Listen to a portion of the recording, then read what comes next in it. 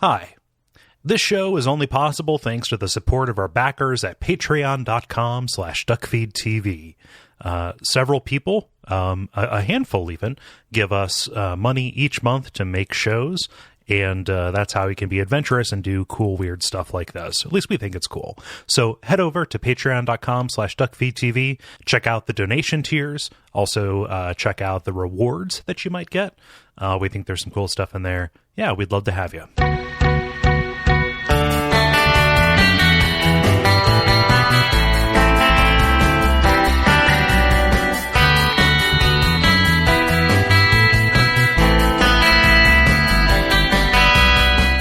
My name is Gary Butterfield. My name is Cole Ross. And you're listening to File Underwater, the show where we try to convince you that R.E.M. is the best American rock band. And this week we're talking about Reckoning, which is an album that came out on April 9th of 1984, less than a year after Murmur. That's bonkers. Well, it's not so bonkers considering they had most of the songs already written. And they recorded it in 11 days. Yeah. So that's why not? They had 365 and we don't need all of them. So yeah, let's get right into it. Mm-hmm. So where the band is at this point in their life. Yeah. So we talked last week when we talked about Murmur about them being in this period of just incredible creative output, at least in terms of volume. Like they committed 22 songs to tape in one day when they were in San Francisco working with Elliot Mazer, who is one of Neil Young's producers. So if that tells you kind of like what they were working with in terms of raw material, that gives you a sense of like the velocity that they had approaching Reckoning. Yeah. So I don't have that in my notes. What did that turn into?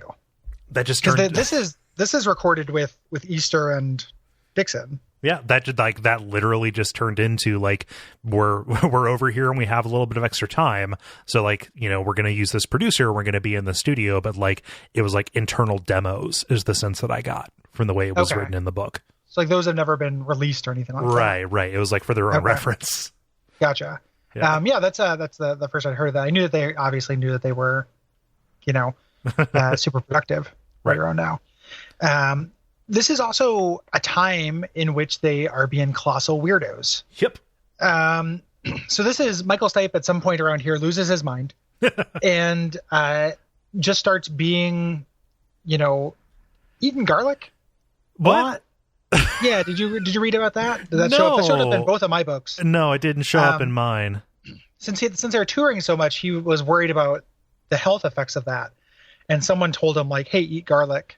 It's good for you. It like fixes you. It's superfood, before superfoods were a thing. Right. So he's walking around eating garlic like apples. like canned fruit? Yes.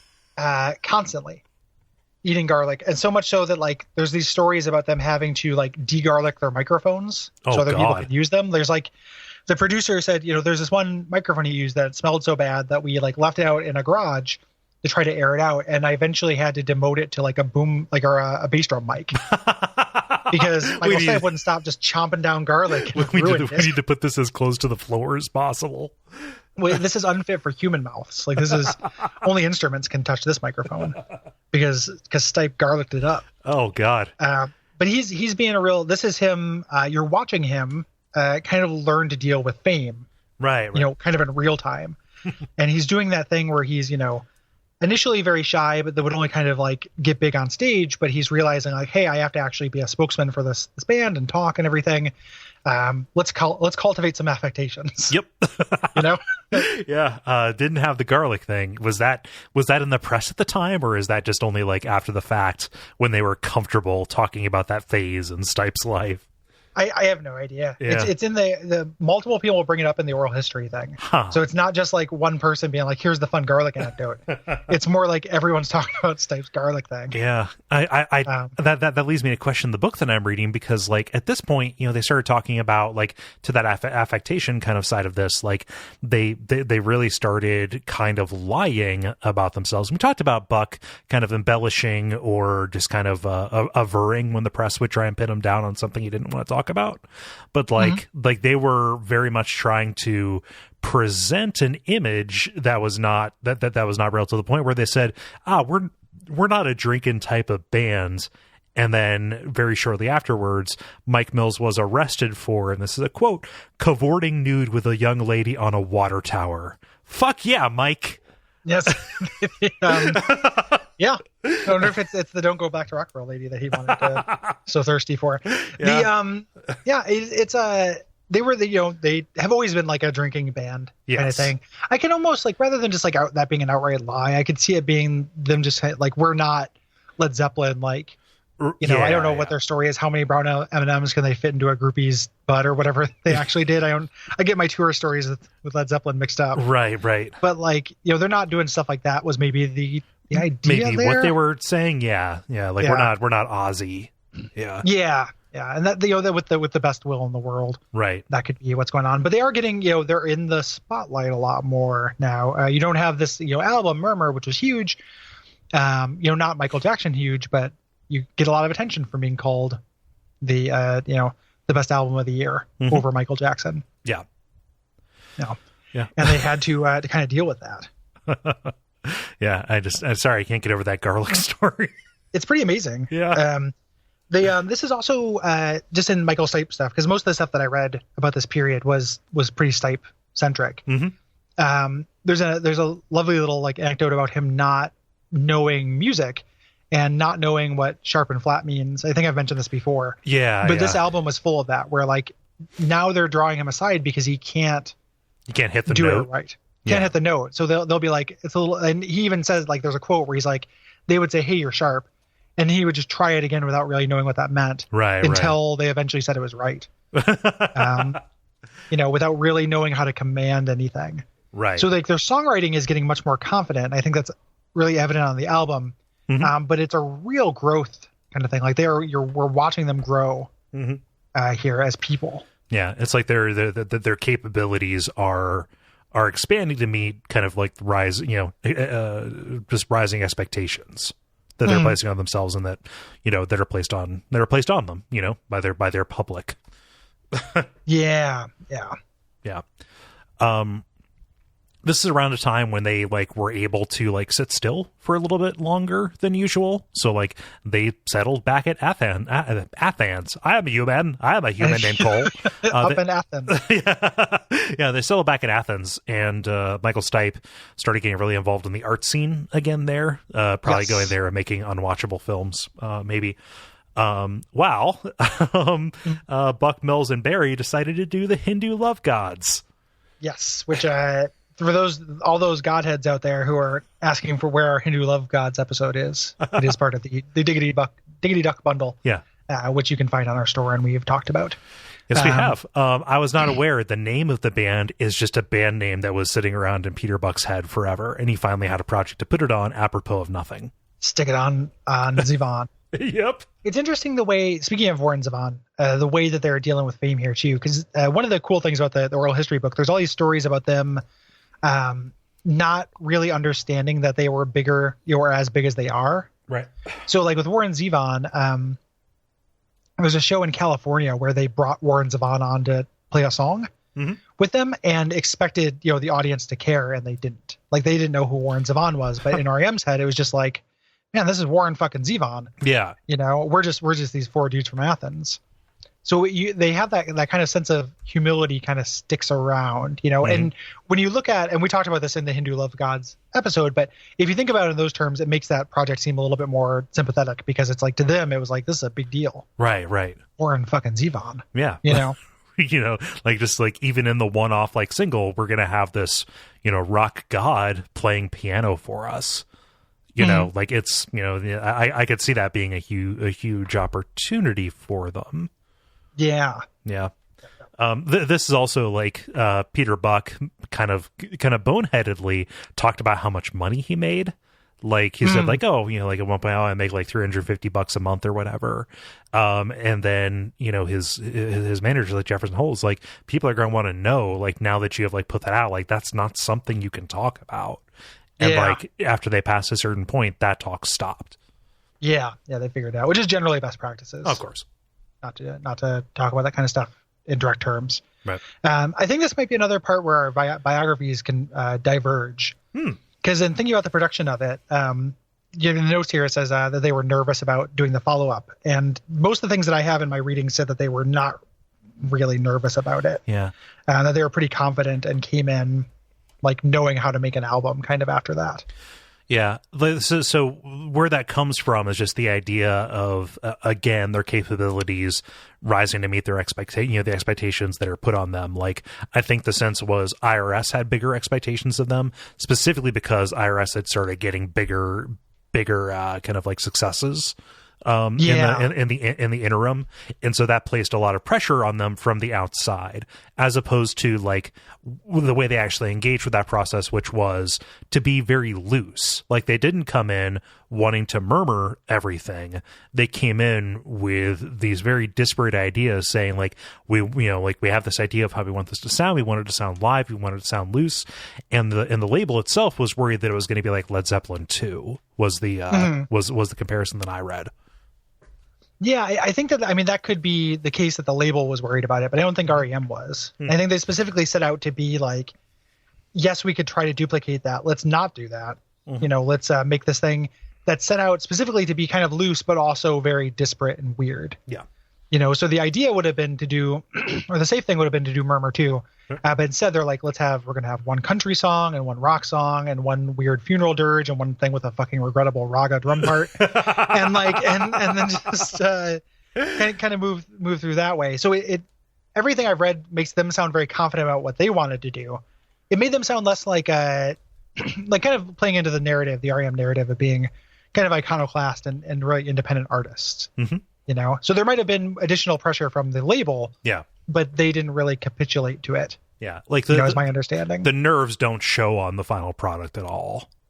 Yeah, I mean, aside from Stipe singing, which is all nerves. But everybody. That's the other thing that showed up a lot in my reading, is that was a real contrast, where Stipe was kind of having this breakdown and kind of growing into being essentially a rock star, and the rest of the guys in the band were significantly more confident and more kind of straight ahead with it. Yeah.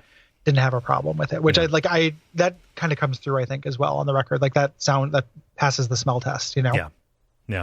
But like, even with these kind of changing conditions, their ethic didn't change. They had two consecutive stretches of 8 days with like one small break in between to record this, and their conflicting reports. Obviously Peter Buck is going to come out and mythologize. He said hey, this whole thing was done in 11 days. Mitch Easter says it was closer to 20. Again, they finished this amazing album. But that is still a ridiculously short amount of time to produce a 10 song album of this quality. What I think might be true is they might have recorded for 11 days, then like Easter had to do post-production and all that stuff. So Easter's job was longer than theirs. Was longer. Yeah. You could make and I love it's so like thinking about Mitch Easter and Don Dixon. The first album they got like $2,000. This one they upped their fee to a princely $3,000. Which just like seems so modest for 20 days of 20 days, $3,000 for 20 days of work isn't that that's a reasonable wage. Yeah. But to be something like that ends up being this big and important. Yeah. It's just bonkers. $3,000 whole dollars. Yeah, $3,000, and that's all you guys got. And this is the album which they're credited as machinists, right? Which I don't think was meant to be a dig. I think it's just R.E.M. being weird. Yeah, it's just R.E.M. being weird, but it was very collaborative. Like, Easter wasn't so much calling the shots. The band knew how they wanted to sound at this point, is the sense that I got. Yes, and that's part of when I say that it sounds more confident, is that you don't run into those kind of there's not studio trickery on it. Yeah. Which is something that R.E.M. on the first album, they were kind of curious about it. On the second album, I always got the sense that was Mitch Easter's thing, as the composer of the genius behind Jazz Lips. I just assumed he just liked that weirdo shit. Right. And then this one, it sounds like a rock band. Yeah. Pretty much from front to back. There's really none of that stuff. And some of that stuff can work for me, but here it's much cleaner and just confident is a really good word for it. Yeah. To me. Again, other than Stipe. Yeah. And there's specific songs where they had to really, really work him. Yeah, specifically, Seven Chinese Brothers, where I mean, we could talk about it there, but like using almost like you get the sense of like trying to lure a kid into the dentist with a trail of candy or something like that. Yeah. It's a real classic studio move to say like, you know, we're not recording, just do a practice take, but actually record it. Yeah, you know, that is such a like classic studio thing. When I used to try to do vocal takes, because I'm not a great singer, like I would record with Andy, the guy I played drums with, or played drums in the band, and he would do that, and then his other thing was like drink a beer and do it again. Mm-hmm. You know, it's just kind of like a sentence, and like that is also like those little production tricks to like tease out good vocal takes. Yeah, and stuff I have a lot of affection for, and you can just imagine them like. Yeah. I mean, imagine for Stipe, it just like, you know, slam this garlic paste and try it again. You know, crush this ball, bro. Yeah. Like, just take just take a snarf of this new hummus. Yeah. Rock a clove, brother. Rock a clove, man.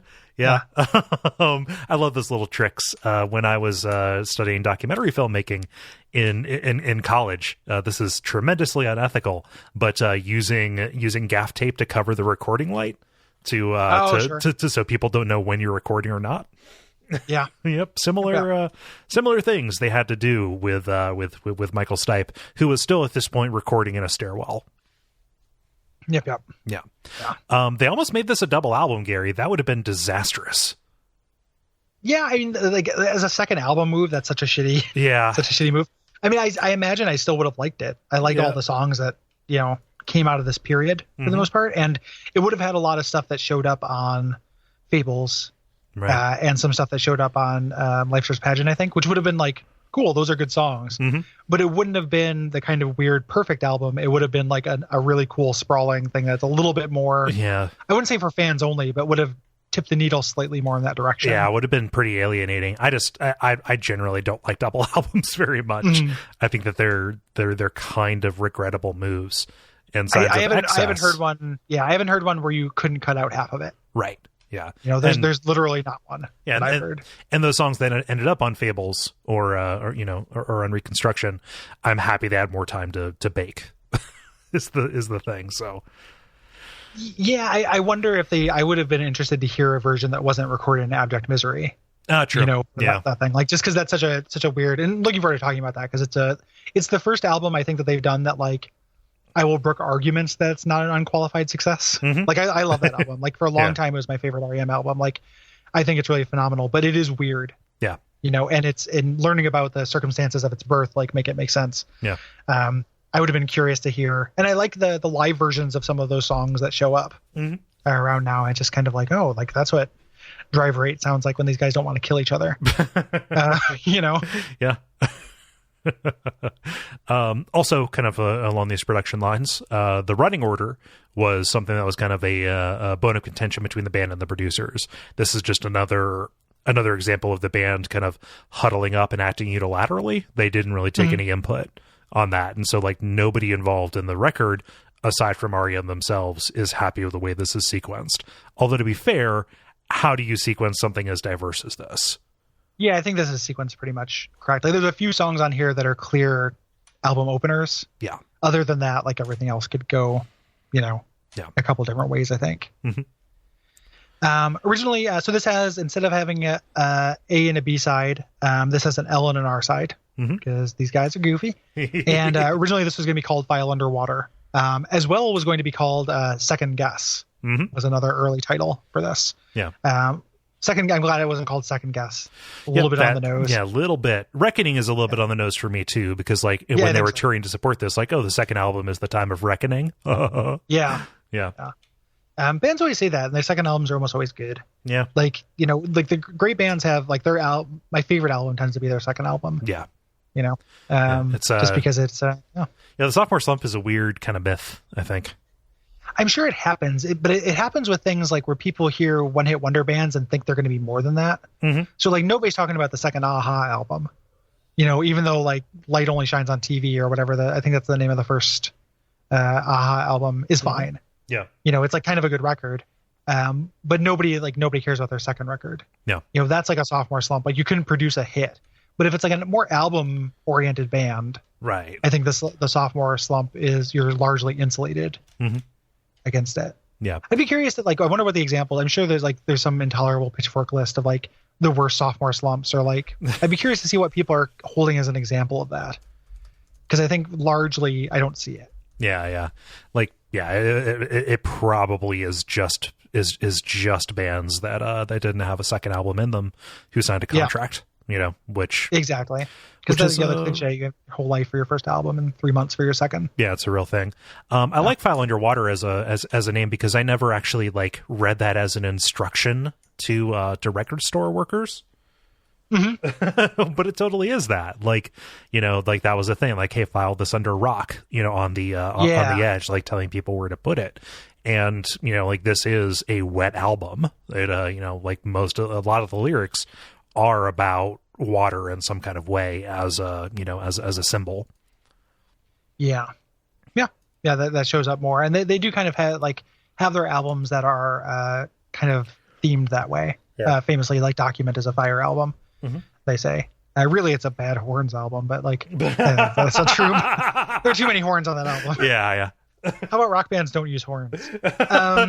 Use them sparingly, like very sparingly. It's hard for me to think of a good.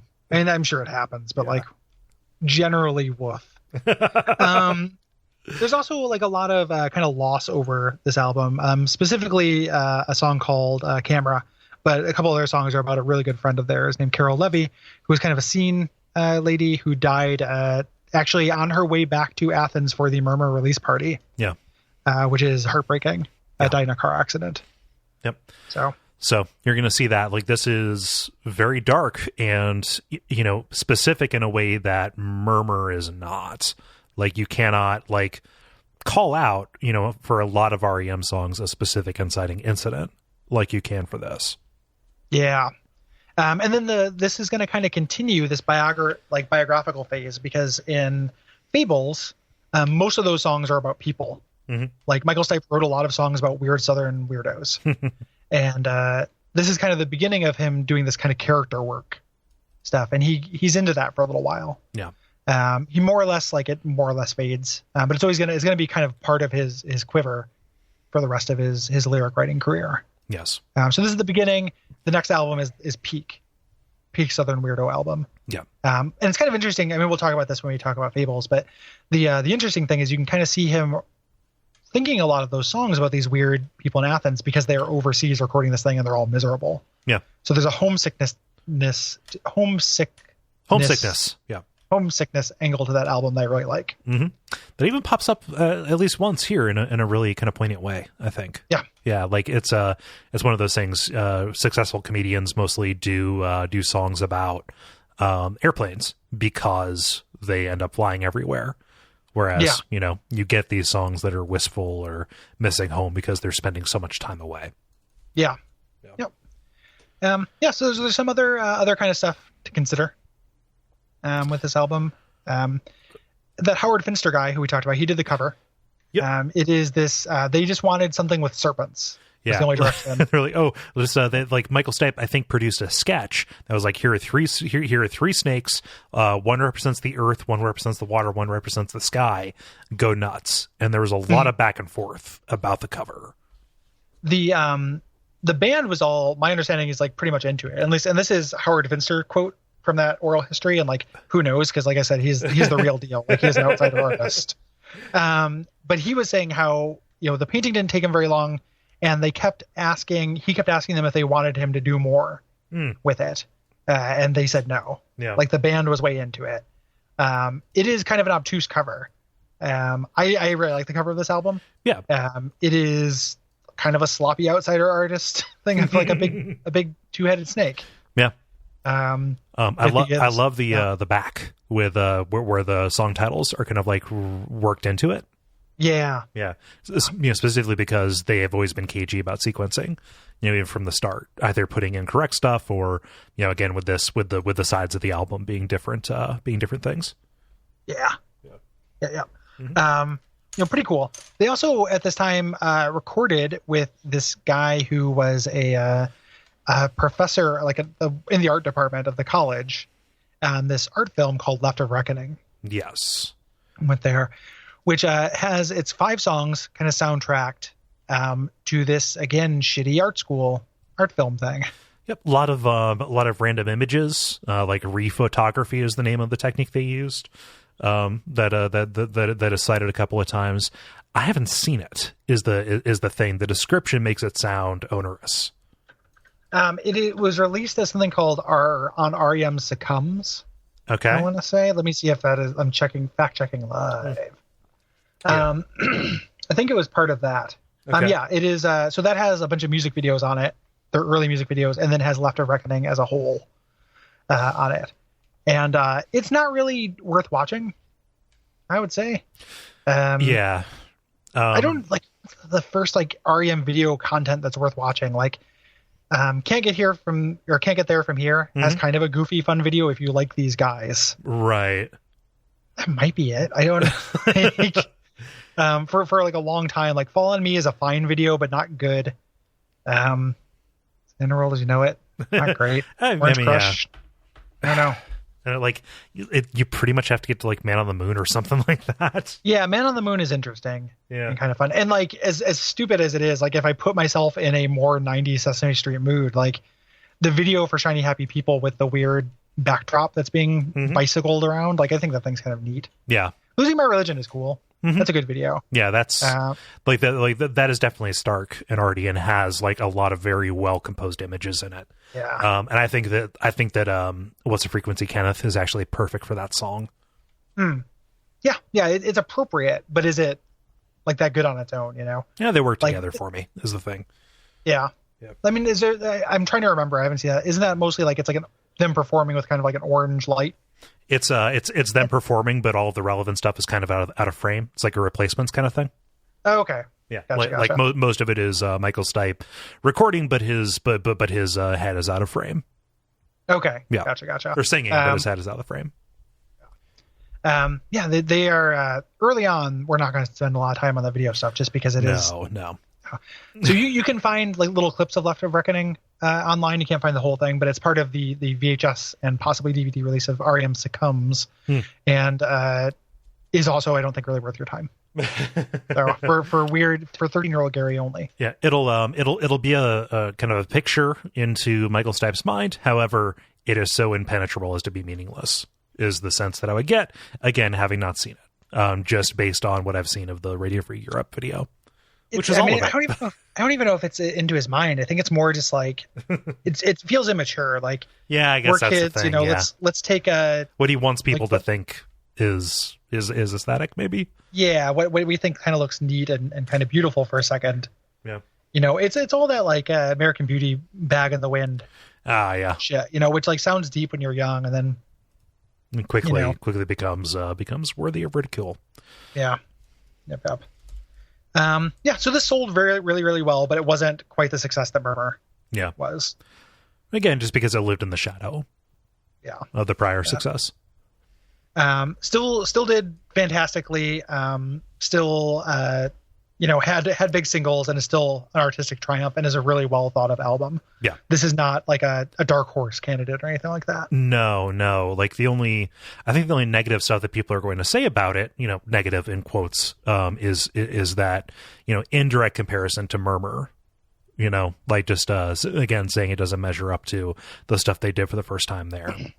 Yeah. It's not their opening salvo though. Right. Yeah.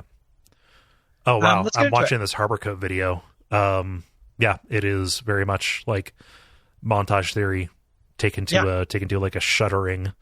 Wow. Huh. Okay. Sorry. There's not an official video for Harborcoat. That is part of Left of Reckoning. There is an official video for South Central Rain, and we'll get to that. Yes. Yeah. But yeah, let's open up with Harborcoat. And this is, I like this an awful lot. Especially, it's one of my favorite R.E.M songs, like all time. Yeah, like, and like I'm going to take us probably to the very end and say this is my favorite on the album.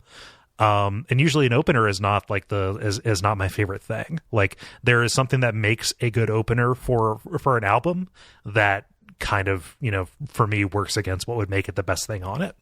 But like this actually sends a message. Like this sounds very, very Chronic Towny to me. Like this is them taking us back to before Murmur and making a definite statement that this is not something from Murmur. Yeah, we're shedding that soft production and slow pace of things, and are going to let you kind of hear the individual instruments as opposed to them kind of being, mildly like, of a piece. Right. Like everything sounds a lot more dynamic and separate. In this, it's really fast. Yep. It is like a super, super fast paced song. And this is, not something you can really measure or anything, but one of the reasons why this is one of my favorite R.E.M. songs, and probably my favorite one on the album as well, is just that it is catchy as all fuck. Yep. Like I get this stuck in my head like all the time. Yeah. And it's not like a thing where it's like, oh, this is a good chorus, bad verse, or vice versa. Like I like every part of the song quite a bit. Yeah. And it's weird because the part that gets stuck in my head, I can't tell if it's Mills or Barry, but it's the harmony on the chorus. Yeah. Like that is the part that like worms its way in. Yeah.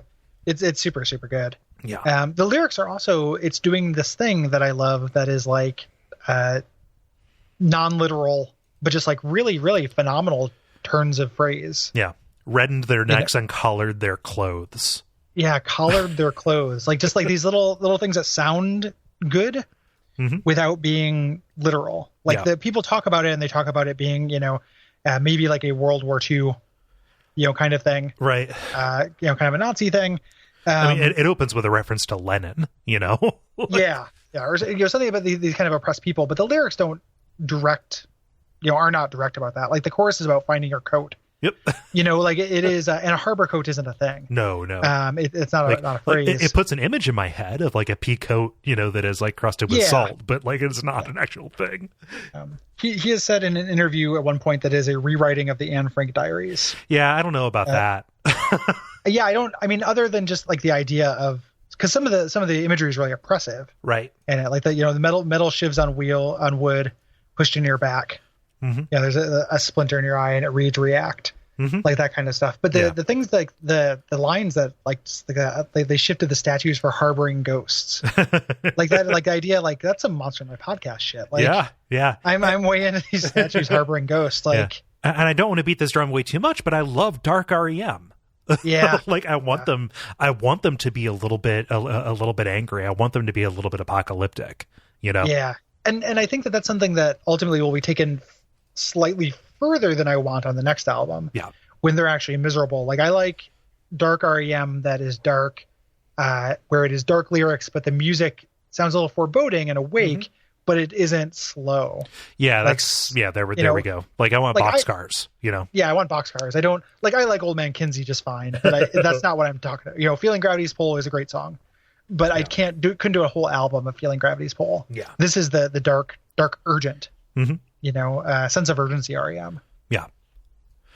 No, and this is one of those things that because it relies so much on these vocal harmonies, at least in the chorus, it's amazing to watch them do this live. Yeah, like be sure to check out the playlist that Gary put in the notes to catch that version of it.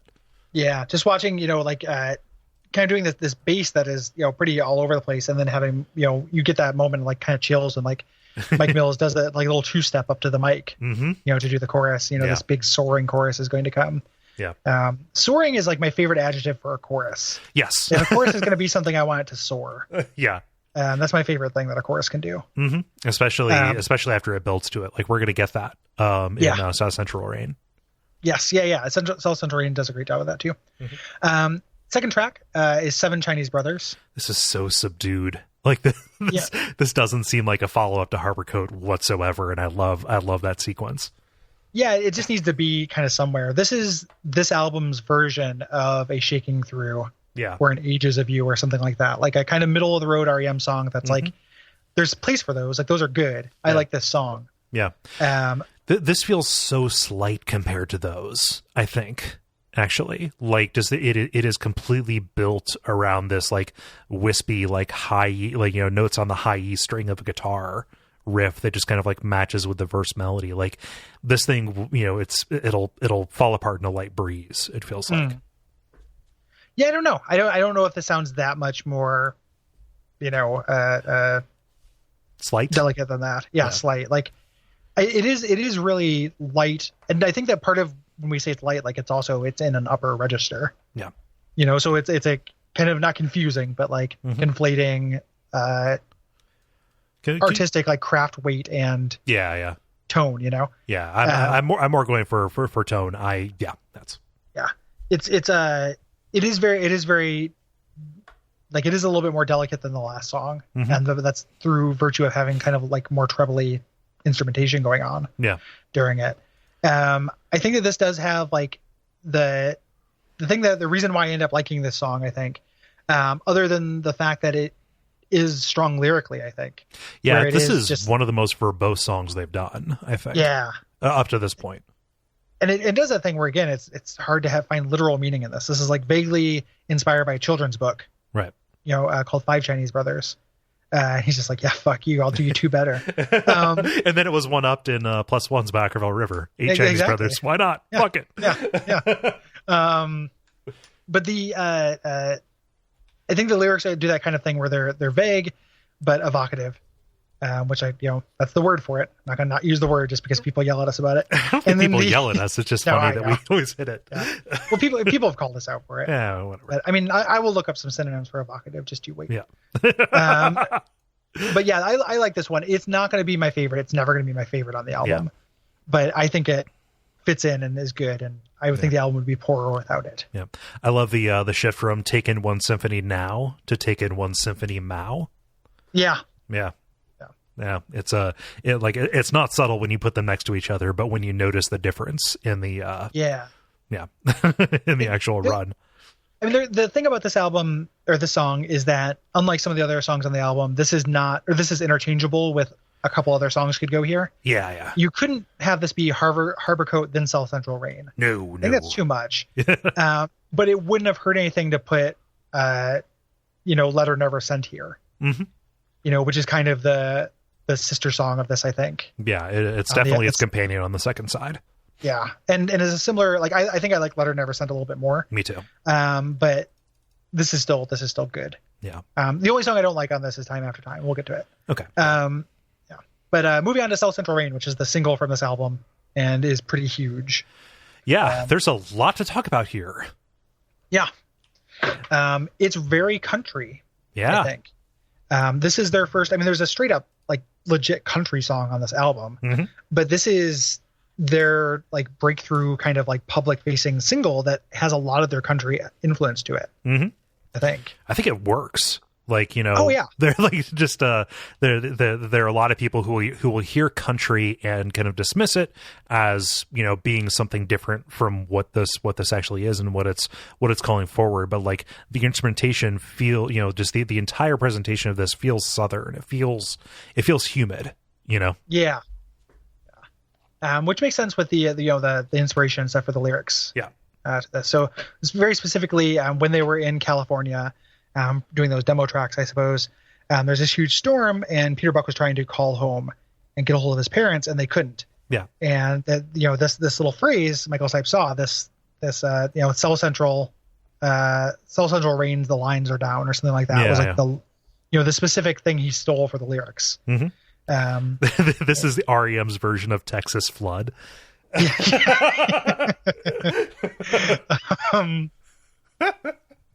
So they couldn't, it kind of takes that line and goes with it and makes it, uses that as a place to start from. Yeah. And I also like the way that it is stylized. SO dot Central Rain, just because the chorus of this, I think in like a Duckfeed Live or something like that, I listed this as one of my favorite R.E.M. songs, specifically because the idea of having a chorus that is, I'm so sorry, like, that'll come different. But yeah, it definitely feels like it is stylized to play into that chorus.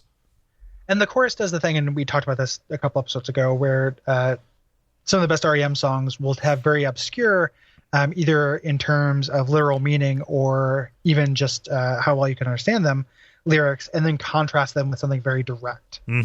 So like I'm sorry as just a universal, like I say that as Like that's in the top like 4 phrases I say. Oh yeah, I mean you got Midwest in your bones, son. You're gonna say sorry all damn day. Sorry, like hello, how's it going? Like these things that are just like things you say. And please stop. Like that, please stop. Good boy. Like these things that I say that are just kind of expressions that you build your regular everyday dialogue around, and recontextualizing them to be this kind of chorus. Yeah, and it's not a complicated chorus. Like that's the only line of the chorus, and it again soars. Like it goes on. He holds that note for a long time. Yeah, it's like the clearest thing he's ever sung on an album.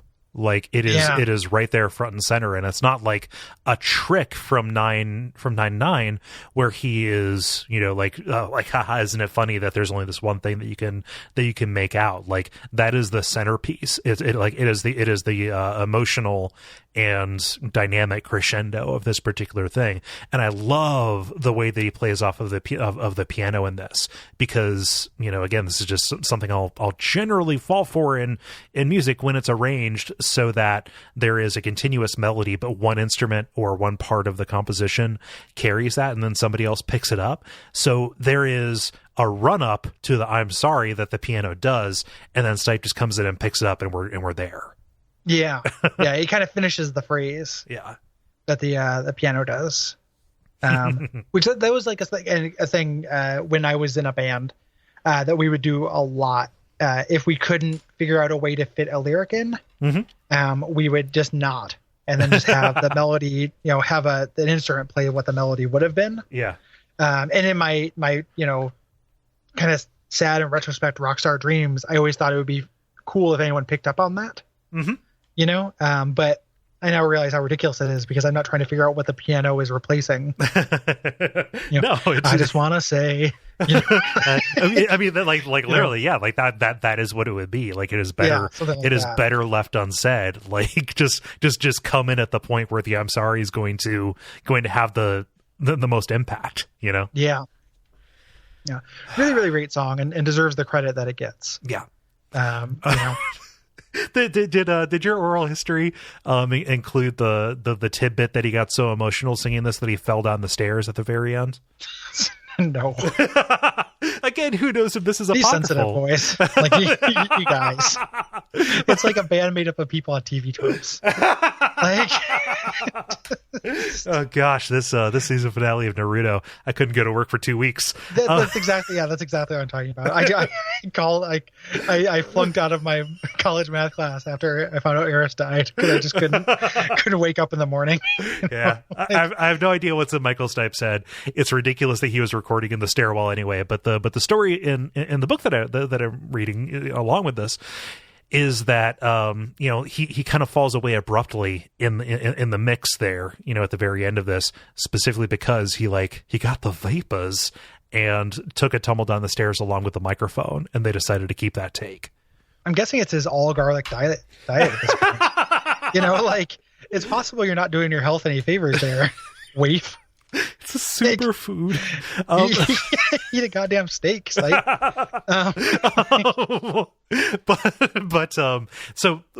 somebody, I forget where it was, commented that we didn't point out how weird it is to see Michael Stipe with hair, especially because by the time he was on MTV a lot, for people who are kind of like roughly in between our ages, he was very much like a prominent bald musician, right? Yeah. This song has a video, which has a kind of cruel construction a little bit, where Stipe is the only person who is always visible as the person who would never want to be visible at all. Everybody else is playing behind these screens, which is a really cool effect. But we have Michael Stipe, like a mop of hair, like the Beatles have mops. Stipe's physique plus this, incredibly long hair, he could literally be used as a mop. Yeah. He looks like one of the people in the Muppet Band. Like he's like one of the Electric Mayhems. Super long kind of hippie hair, and his hair takes some real regrettable turns. Like nobody else in the band other than Mike Mills ever has a different hairstyle. Right. Peter Buck was born with that hair, and he'll die with it. Yep. But the At some point in like green R.E.M, Michael Stipe has this huge rat tail that goes down to his butt. Yep. It's incredibly bad. Yeah. I just want to cut it off when he's not looking. Like, it's not as dignified as he would get by Automatic for the People. Yeah. But there's another interesting thing about the way this is recorded too that I had to listen for it to hear it, but I kind of love it. Is that they had Bill Berry record, and he just did the snare on every other beat. Okay. And then they did a bunch of like snipping and cutting and stuff to kind of put snares on beats you would not expect. And you can hear it if you listen to the song, and they did a really great job. Like just kind of going and showing it. You know, I talked about it, I think in the Cranktown episode, but like the Mitch Easter produced R.E.M is my favorite production stuff. And it's not always like, it's not all jazz lips. Like sometimes they do cool shit like that like works to the greater whole rather than kind of, you know, shouldering its way to the front. Yeah. It feels like, you know, when Mitch Easter is taking an appropriately sized role in shaping this stuff, he's a very good collaborator. I think you so know, when he's not leading them astray into jazz lips territory. Yeah. So once they divested him of that. So on those production trips, we didn't talk about this with Seven Chinese Brothers. Again, along with Stipe being a sensitive boy, he didn't have the lyrics in him. So they had him, like as a trick, had him read the liner notes for a gospel album, kind of along with. Oh, good. Or it was he had the lyrics, he didn't have the vocal melody. There we go. Okay. So they needed to. He was trying to kind of contort his lyrics to the song, and it wasn't working quite right. So they had him just kind of read. Yeah. So like, hey, take this nonsense. You can probably get this to fit, and it kind of did. I mean, it's super goofy. Like it only functions as a curiosity, but it was released as Voice of Harold. Yes, on Dead Letter Office. Yeah, and on as a B-side. That video too, it's kind of noteworthy because he doesn't, we're kind of jumping all over the place, but the video, he doesn't lip sync. No. And he kind of hated it so much from Wolf's Lower. Yeah. And the way they would deal with this later is eventually he does lip sync again, or they would just not show him singing. Right. But here, this is him, the song on the video, it is different vocal take. So it's a completely new mix of the song, kind of. Yes.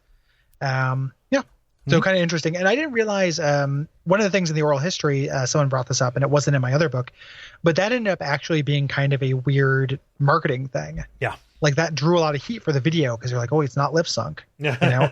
It's a stunt, you know, it's like, it feels a little bit genuine. Yeah. Next up, Pretty Persuasion. This is a rocker. Yes. Kind of song that features a harmonica at the beginning for no reason whatsoever. Yeah, I don't and that doesn't appear. But yeah, it's a rocker. And kind of the name and some of the lines came to Stipe in a dream. Again, who knows how reliable that is, about being interviewed for Rolling Stone. He wrote this well before Murmur kind of was a thing in Rolling Stone. So it was very much just a flight of fancy for him. Yeah. I think this suffers from two-chord chorus syndrome. You know, the verses I'm fine with, the kind of energy of the song I like. It's over really fast. Yeah. I think the chorus is not my favorite. Yeah. I think that's kind of carried by the vocal harmonies. That distracts me from the simplicity of the chorus enough to make that probably not an issue. That I think isn't as big of a thing for me as it is for you, but yeah, like that feels like a plus where that would be a minus. For me, like that same like very similar thing works for me in Second Guessing later. Yeah, where the kind of big soaring chorus like harmonies like paper over what I think is kind of a bland chorus melodically. Yeah, you know. It reminds me of Catapult just in that it's a kind of percussive kind of she's got, like kind of non-sung, kind of spitting out a lyric, there that like just doesn't generally work for me. Like when he's holding notes, I like it more than speak-singy Michael Stipe. Yeah. I don't hate it. Like it's a workhorse of a song. I could imagine it being, and we've seen this, but like being there watching them do this live would probably be a lot of fun. Yeah. And this was there's like a instrumental break in which he went like real crazy dancing that was a specific Michael Stipe dance break. Of course. Yeah. Time after time, let's talk about this regrettable thing. Yeah, this is the only song on the album I really don't like. Yeah, it's it feels like they're almost trying to do like a Within You and Without You kind of thing. I think so too.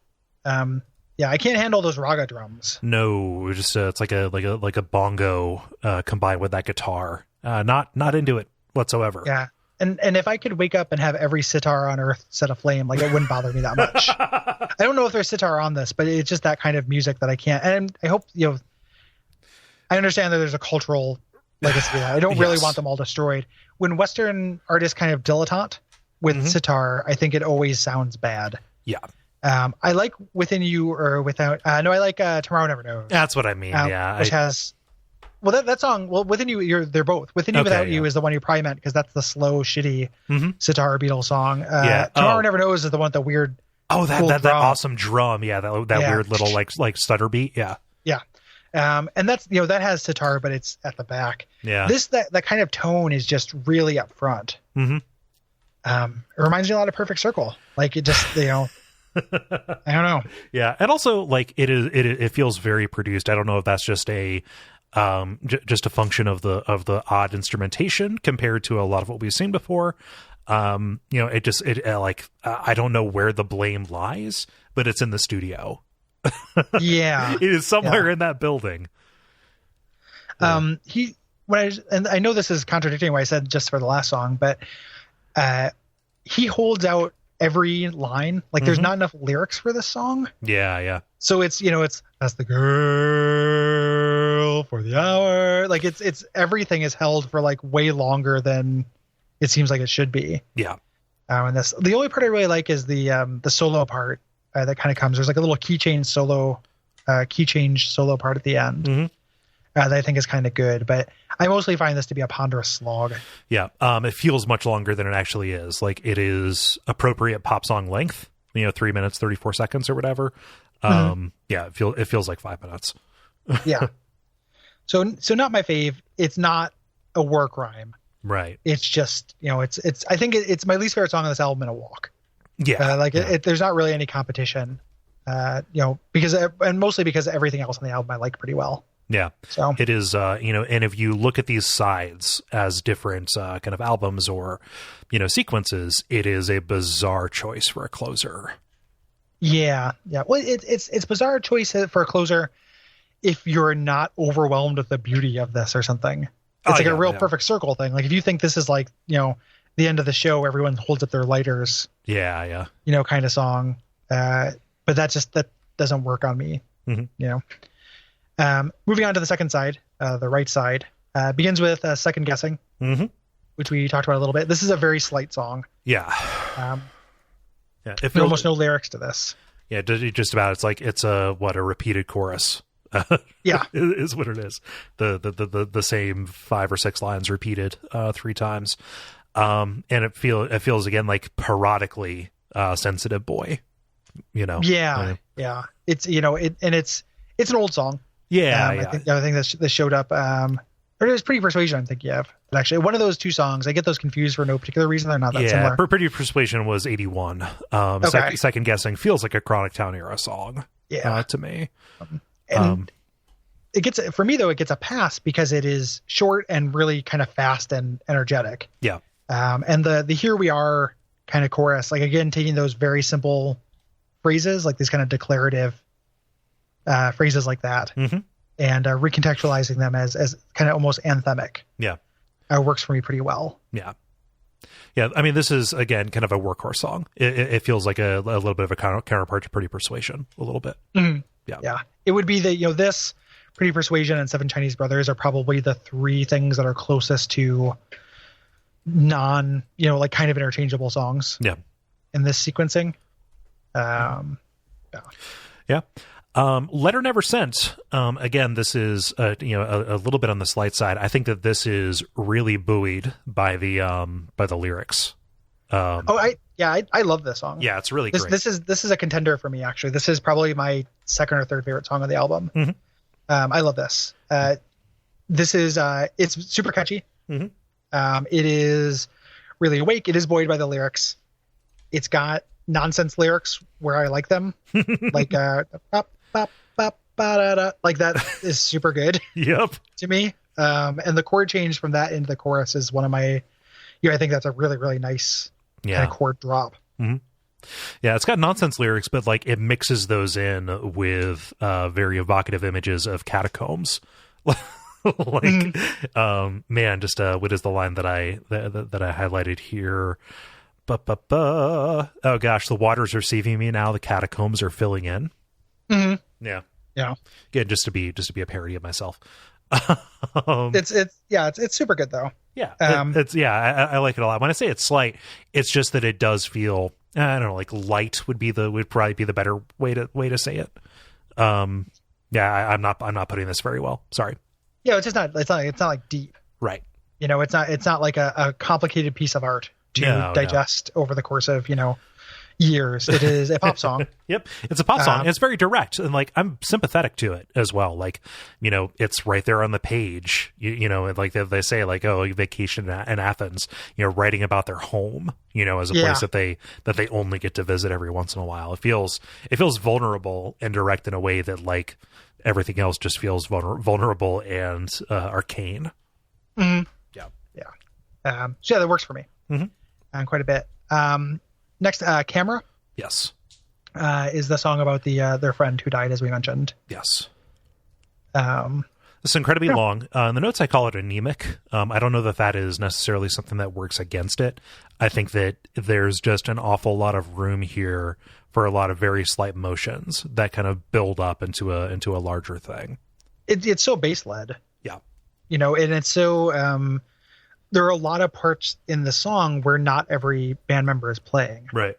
And that's it kind of works for it. It's an interesting production for it. Yep. And like this is the side of Time After Time or Perfect Circle that works for me very well. Yeah.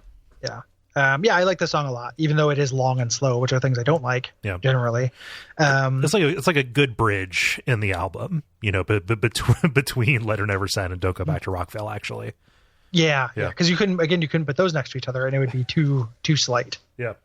And it's also like knowing, even before you know the kind of story about it, it's kind of heartbreaking sounding. Yeah. Like that emotional truth kind of comes through, without the literal truth kind of coming through, and knowing the story about it like makes it help.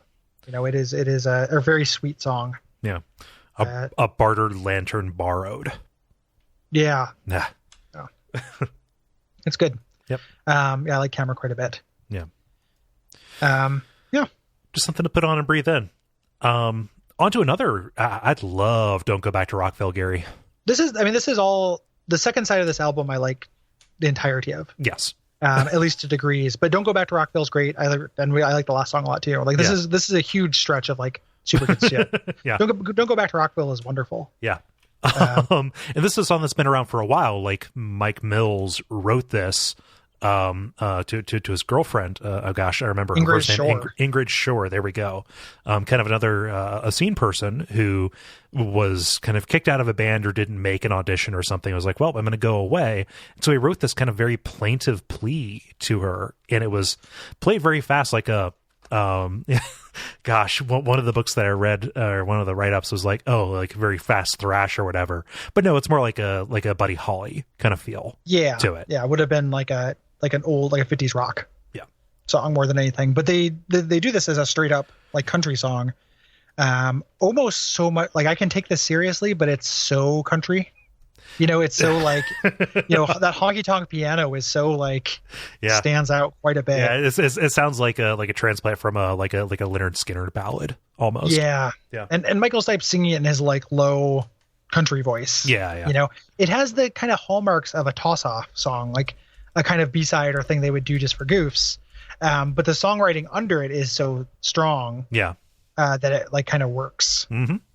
And, again, it's that vulnerability, it's that emotional honesty and, directness, talking about like, hey, if you move there, you're just going to waste another year. Yeah. Like stay here, live here with me, like, let's just do this together, as opposed to, again, retreating to this factory town shithole. Yeah. Yeah. Which, it's something I like a lot too. Like, Don't Go Back to Rockville's great. Yeah.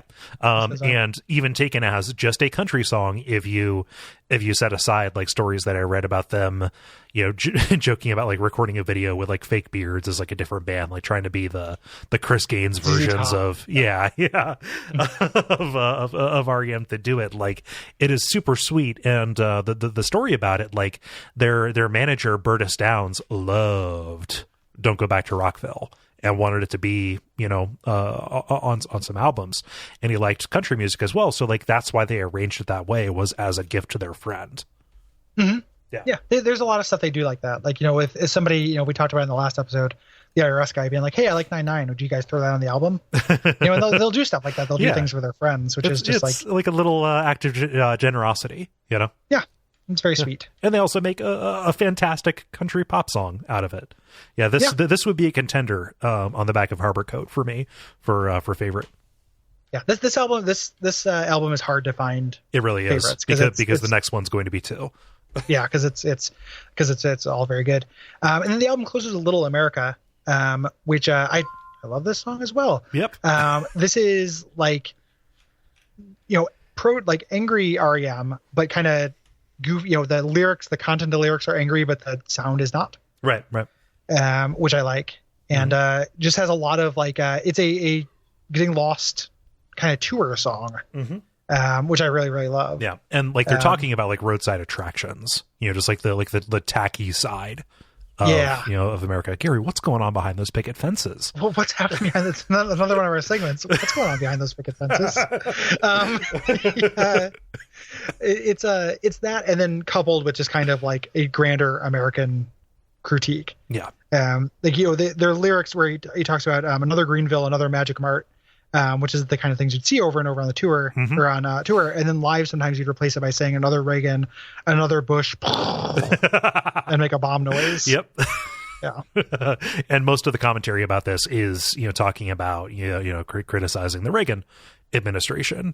On the back of it, again, them kind of tiptoeing into being more political. Thank God R.E.M. isn't alive to see this. But all the members are. Yeah, I know. I know. No, it's a fucking timequake, man. Yeah. But this, like, that could be seen as cloying, that could be seen as like pandery. It feels very genuinely felt on their side, and it is built into this amazing rock song, like the drums, like if you thought R.E.M. couldn't rock, like the welcome. Yes. But like it's Bill Berry doing like a straight up 16th note disco beat on it. Yeah. As like they're hi-hat on the offbeats. Yeah. They're very very unrestrained in this, in a way. Also, an amazing line, I don't see myself at 30. That's so good. That's the opening line of the song. It's one of my all-time favorite opening R.E.M. lines. Yeah. Like, it's just very and as somebody who is in their mid-30s, like, I understand the night that it's kind of naive as a thought. Of course. But it's just so relatable. Yeah. It's like such a felt thing. Yeah, even if you're older than 30, you probably don't see yourself at 30, know? Like, or don't see yourself as 30, or any number of those things. There's a little bit of kind of bile in this as well, and part of the reason why they never played it too much after the mid 90s was after their falling out with Jefferson Holt. The references to Jefferson, in this song, probably didn't sit too well with them. I love that before they omitted it, but when bands do that kind of thing, and they just use somebody by name who's around them all the time. Yeah. I always love that. It's a big They Might Be Giants thing. Yes. They will refer to each other by name or refer to other people in the band by name, just in their song. And I like that a lot. But then Jefferson Holt did a bunch of sexual harassment, so fuck that guy. Yep. And then that's the album. It's short. It's shorter than, is it their shortest album? I think so. Maybe. The only song that breaks 5 minutes is Camera. Or even just by a number of tracks too. Yeah. So like, if not, it's tied. Yeah, it's like 10, there isn't an album songs. with 9 songs. So yeah. Really, really short, really just kind of zips by. And it's almost entirely wall to wall great. Yeah, I would say because it changes gears so very often. Yeah, and that's something. It's interesting to see the next album where things change gears a lot because they're kind of experimenting with some different kinds of things. Also makes that album very easy to kind of talk about and move through, even though on an individual song level, the songs are slower and dirgier a lot of the time. So it's a little bit harder to do that. This one, they don't have that kind of weight of misery about them. This is them at the like, hey, we're fucking R.E.M. Yeah, we're fucking R.E.M, man. Like, so they're getting into that a little bit. Like, they still have that humility, which we talked about, but they're just like so confident with this record. And it ultimately is a good thing that somebody will take the wind out of their sails a little bit. Yeah. I think it'll artistically help them to lose a little bit of that, to have, but or at least to break their complacency a little bit. Yes. Yeah. But hearing them like kind of utilize that as a power is just really, really great. It's good to happen once, Yes. Yeah. There are some outtakes. This album, they had a lot of extra studio time, as we mentioned. So they recorded Wind Out. Yes. Which is a surf. It's like White Tornado. Yeah. I don't care for that one bit. No, Wind Out is so good. Except it has lyrics, but it has that same kind of surf. Kind of thing. And the lyrics are doing that shout out, wind out, catapult. Good times. God. Yeah, I don't need it. Don't like wind out. Yeah. Because they were in the studio and somebody, Mike Mills fucked around and started playing the beginning of Moon River. Michael Stipe started singing it. Why don't we just do this? Why don't we just sing Henry Mancini's song? Yeah, why don't we just do Moon River? And it's like, well, I can think of some reasons not to do Moon River. Like, again, it is like that Tighten Up thing. Like, I could see a band warming up with Tighten Up, but I don't see why you would commit it to tape. No, this is not. Maybe this is the evidence I need for not wanting them to have done a double album, because I don't like any of the outtakes from this really. Yeah. The only one that I like is the countrified version of Pale Blue Eyes. I don't like that very much. Oh. Because it's too slow for me. Like Pale Blue Eyes is already really slow. Yeah. Like I don't, just like let's cut that by 20%. Whoa. Yeah. It's also not my favorite or Velvet Underground song anyway. They did that as a B-side though, and that's at least it doesn't sound like they're just fucking around. It's not like Moon River, or Tighten Up. Yeah. What's the deal with Walter's theme? That is a commercial they did for a barbecue place they like. There we go. Okay. And they played it live, and there's actually is an album version of it I couldn't find on YouTube. No, it's another one of those. It is like that Hindu Love Gods recording that was somebody filming their turntable with a cell phone camera.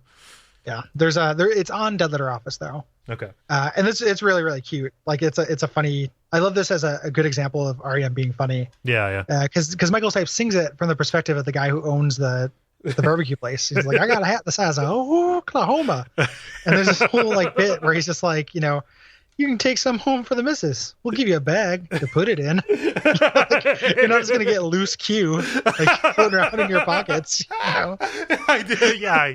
Man, for some reason I had no recollection of that on Dead Letter Office. Also, I love the I love the notion of established vegan Michael Stipe singing about barbecue. Well, yeah, he didn't used to be. And they used to be at this barbecue place all the time. He's like, oh, I signed up for the Greenpeace newsletter. I can't. It's all garlic now. Garlic is all. Yeah. Loose Q. But it's such a cute like little thing that they did. And there's the video of them doing it live. Yeah. As well. It's kind of a shitty recording, but like they would do this commercial in front of people, and I think that's very cute and awesome. Yep. I'm into it. And then they do same thing with like kind of Moon River, where they're just kind of drunk. Yeah. This goes right into on Dead Office into them doing King of the Road. Yeah. Which I can't remember who does King of the Road. Oh man, I looked it up. It's a song, King of the Road. Yeah. Yep. And the liner notes in Dead Office that Peter Buck says, I can't remember the name of the guy who sang this originally, but it's like, he should be able to sue us for what we did to this. Like he's like, and it's bad. Yeah. Like, and Peter Buck is the worst offender. Like this recording, Peter Buck is just like, it's conjuring out. Yeah. And then Gary, guess what shows up again? Yeah, it's Ages of You. I think this might be our last Ages of You for the appearing 4 consecutive times on the podcast. I can't think of anything more to say about Ages of You except for the fact that it's hilarious that they did both that and Burning Down in the same sessions. Yeah, Burning Down is very like a different vocal melody, but very almost the same chords. But I like Burning Down too. Like I like this song. I wish this would have made it onto something one way or another. But yeah, so both those songs ended up on here as well. Yeah. And kind of outtakes and didn't make it on the album. I mean, up to me, like I would have shunted out time after time and thrown one of these bad boys in, but it's fine without it too. Yeah. That would have lowered the variety, but then I wouldn't have to listen to time after time. Yeah. The live shows, you're going to see those in the notes below. There's a really good one from the Capitol Theater. That is where they did "Do You Believe in Magic," which is really good. That is a fun cover for them to do. And then you also get to see Michael Stipe fail to sing in falsetto on Gloria. Yeah, they try to do Gloria, and they don't do a very good job at it at all. They also do during this one. I'm pulling it up just to make sure it's the correct one. Is it? I think it might be the previous one. Are you thinking of a Happy Birthday? No. I'm thinking of this one because they also do So You Want to Be a Rock and Roll Star. Oh yeah, and that's an awesome. Like they're really well suited to doing that song. Mm-hmm. They're joined by some weirdos who I don't know who they are. Yeah, I could not find who those people were. They're older. Like they were very dad like in their presence, but. Yeah, I think the one guy who comes up might be the guy who they do Baseball Project with. Okay. They might have been these guys who they toured with, who were in this band called like Dream Syndicate. Okay. And that showed up a lot in the oral history. It might be the Dream Syndicate guy. Okay. I could be wrong about that. Nobody freak out, but might be the Dream Syndicate guy. And Yep. No, it's but they're good covers, and I love watching people have fun on stage. Yeah. Even that kind of bad version of Gloria is still fun to watch. Yeah. And Do You Believe in Magic is a real silly song, but they're having fun. Yeah. But I can imagine it'd be very fun to sing and play, especially when you have again, random weirdo up there playing a zither.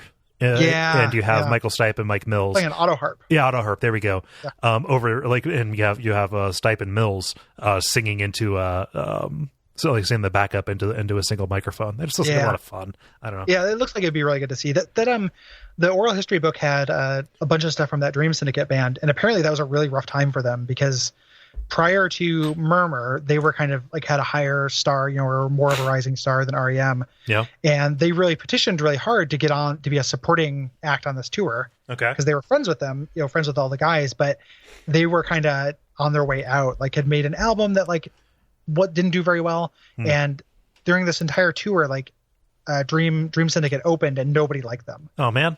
Like it was just they did not do well. Yeah. And that, as an opening band, that's literally all you want. Yeah. Is maybe some of these people who came for R.E.M. might kind of dig us.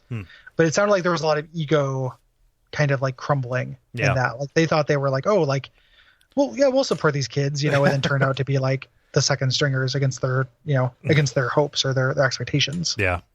Which is, sad. I have sympathy for that. Yeah. It's not a place I'd want to be. Yeah. Yeah. Not where you'd want to be. Something I forgot to put into the where they were section of this, especially since we're talking about live acts. They started touring in Europe at this point as well. Like they had a little bit of success in Britain.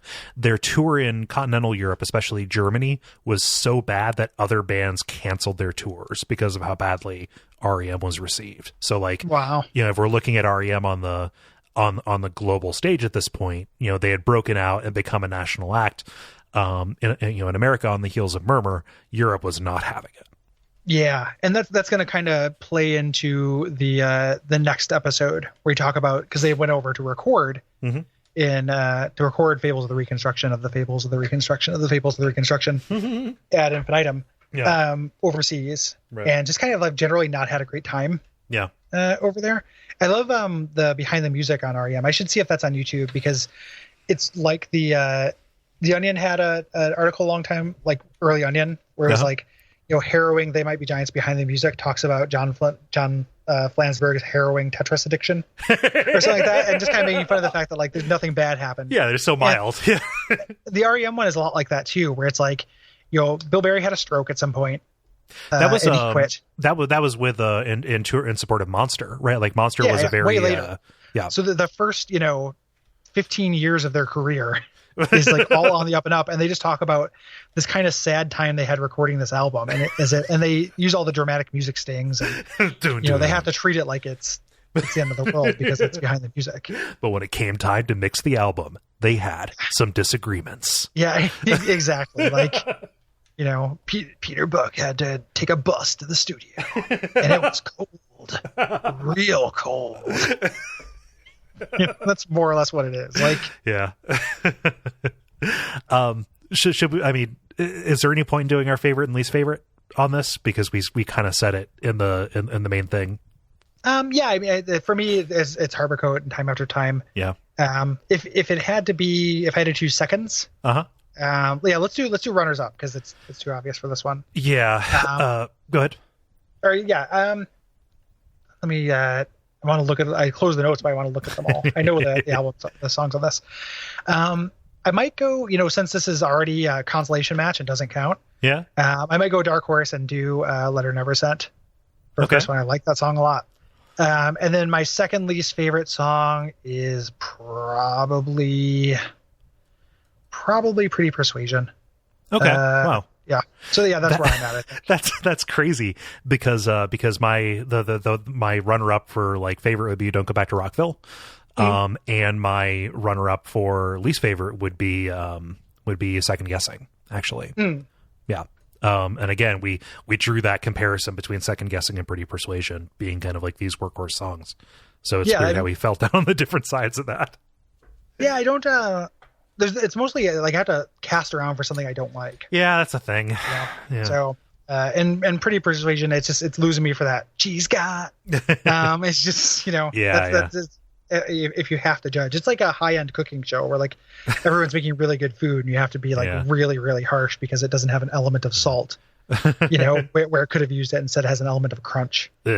Something like that. Yeah. So if you're looking at something that commits a lot of the same sins as Time After Time, you would turn to Camera. I think Camera is too special to lose, to cast at that. Really breaks things up. It's also a place where I can hear the kind of Velvet Underground influence more than some of their other stuff. Mm-hmm. I like Camera a lot.